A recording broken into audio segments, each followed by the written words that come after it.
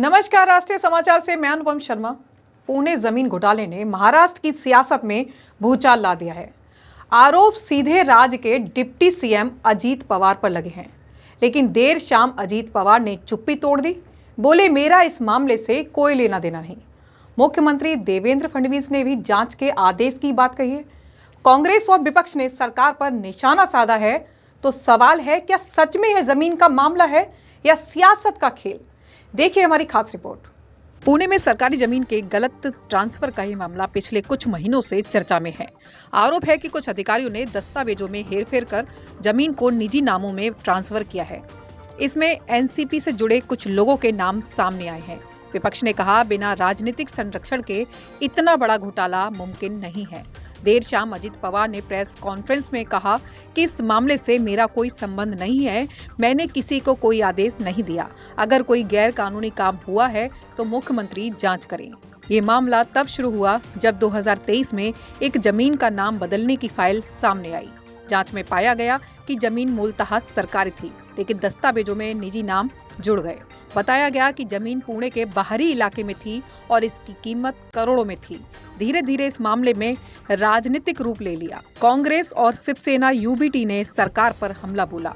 कांग्रेस विधायक दल के नेता बोले, जांच सिर्फ नाम की नहीं, काम की होनी चाहिए। बड़े नामों को बचाने की कोशिश ना हो। वहीं दूसरी ओर मुख्यमंत्री देवेंद्र फडणवीस ने कहा, सरकार किसी को नहीं बख्शेगी, जांच निष्पक्ष होगी। अगर कोई दोषी है तो चाहे कितना भी बड़ा हो, कार्रवाई होगी। कानून सबके लिए बराबर है। अजीत पवार की सफाई के बाद एनसीपी में हलचल मच गई है। पार्टी के कई नेता अब डैमेज कंट्रोल में जुट गए हैं। एनसीपी शरद पवार गुट ने इसे राजनीतिक साजिश बताया। यह जमीन घोटाला सिर्फ दस्तावेजी नहीं, बल्कि सत्ता से जुड़ा मसला बन गया है। स्थानीय लोग भी अब पारदर्शिता की मांग कर रहे हैं। प्रशासन ने 3 अधिकारियों को नोटिस भेजे हैं। उधर मुख्यमंत्री ने जांच के आदेश दे दिए हैं। अब निगाहें उस रिपोर्ट पर टिकी हैं जो तय करेगी कि पुणे की इस जमीन की असली सच्चाई आखिर क्या है। Bureau report, Maharashtra. ये करीबन 1800 करोड़ का घोटाला है। ये जमीन महार वतन की जमीन है। ये जगह को कोई खरीदी खत नहीं बना सकता है, क्योंकि टाइटल इस जगह का क्लियर नहीं है। मूल मालिक के नाम से फेरफार का ऑर्डर, उसको ट्रांसफर करने का ऑर्डर या रिकॉर्ड में बदल करने का ऑर्डर कलेक्टर ने 2020 तक दिया है। अब ये इस स्थिति में इस जमीन का व्यवहार करके ये जो कंपनी है, इन कंपनी ने पार्थ पवार की और उनके पार्टनर की जो कंपनी है, इन्होंने हेराफेरी की है। ये 400 BC की है और इनके ऊपर ये जो भी किया है, इनके ऊपर कार्रवाई होने की आवश्यकता है, ऐसा मुझे लगता है। ये ज़मीन का व्यवहार रद्द होना चाहिए। मूल मालिक को ज़मीन देना चाहिए। जो मूल मालिक है उसके नाम से ज़मीन होना चाहिए। और सरकार ने इसमें हस्तक्षेप करके जिन्होंने ये घोटाले को साथ दिया है, चाहे वो रजिस्ट्रार से लेकर तो स्टैम्प ड्यूटी में एग्जम्पशन देने की जो ऑर्डर किया है, इन सबके ऊपर 420 के तहत गुना दाखिल होना चाहिए। ये हमारी मांग है। राहुल गांधी ने प्रेस कॉन्फ्रेंस में वोट चोरी का मुद्दा लिया है। बिहार के चुनाव के कुछ दिन पहले ये वोट चोरी का मुद्दा किया। मेन मुद्दा साइड में रख के वोट चोरी का मुद्दा सामने ला रहे हैं। वोट चोरी हुई है ना, जैसे अभी बिहार में वो करने जा रहे हैं। वो बिहार में दिखाए ना लोगों को, किन लोगों के वोट उसने वोटर लिस्ट से निकाल दिया है। ये क्या बेईमानी नहीं है क्या? जो जिस वोटर के, कांग्रेस के वोटर के नाम या आपके पुरोगामी विचारों के नाम जो है, जो कांग्रेस आरजेडी को वोट देते थे, ऐसे ही लोगों को निकाल कर इन्होंने जो रास्ता अपनाया, ये वोट चोरी है। उन्होंने हरियाणा में जो किया, 25 लाख वोट बगल के राज्य से डुप्लीकेशन करके, ट्रिप्लीकेशन करके डाला। इससे स्पष्ट हो चुका है, वोट चोरी करके ही उन्होंने सत्ता हथियाई है। ये ईमानदारी से सत्ता उनको मिली नहीं है, पावर नहीं मिला है। वहाँ का सीएम ये कहता है कि जब पूरे के पूरे सर्वे हरियाणा के खिलाफ में थे, रूलिंग पार्टी के भाजपा के खिलाफ में थे, तब वो उनके वहाँ के बीजेपी लीडर कहते हैं कि सब यंत्रणा हमारे हाथ साथ में है, सब व्यवस्था हमारे हाथ में है, हम लोग भारी बहुमत से एक तरफा चुनाव जीतने वाले। तो वो दिखाई दिया, 17-18 सीट बता देते हरियाणा के अंदर बीजेपी के, और हमको क्लियर मेजॉरिटी 56 दिखा रहे थे। उसमें ये उल्टा कैसे हुआ?